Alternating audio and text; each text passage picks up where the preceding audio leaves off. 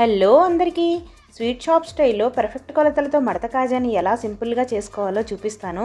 ముందుగా ఒక కప్పు మైదాను తీసుకొని చిటికెడు సాల్ట్, 1 టేబుల్ స్పూన్ నూనెను వేసుకొని బాగా మిక్స్ చేసి కొంచెం కొంచెం నీళ్ళు పోసుకుంటూ చపాతీ ముద్దలాగా కలిపి దీనిపైన మూత పెట్టి పక్కన పెట్టుకోవాలి.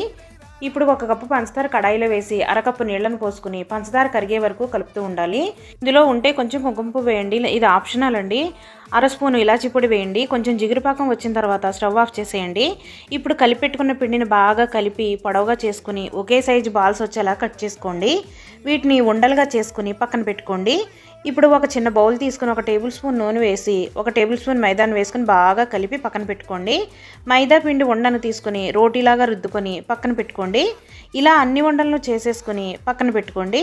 ఒక్కొక్క రోటీని తీసుకుని వీడియోలో చూపించిన విధంగా కలిపెట్టుకున్న మైదా మిశ్రమాన్ని పైన అప్లై చేసి పైన మైదా పిండిని చల్లండి. రోటీలన్నింటినీ ఒకదానిపైన ఒకటి వేస్తూ మధ్యలో మైదా మిశ్రమాన్ని అప్లై చేస్తూ అన్ని రోటీలని కూడా ఇలాగే చేయండి. ఫైనల్గా అన్నీ చేసుకున్నాక పైన కూడా అప్లై చేసి వీటిని రౌండ్గా చుట్టండి.